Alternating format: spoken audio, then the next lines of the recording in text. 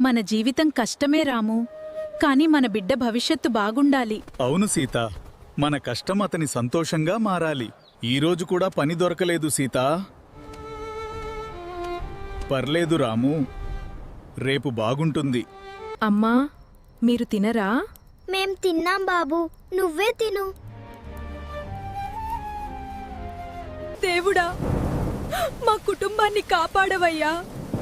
అమ్మా, నాన్నకేమైంది?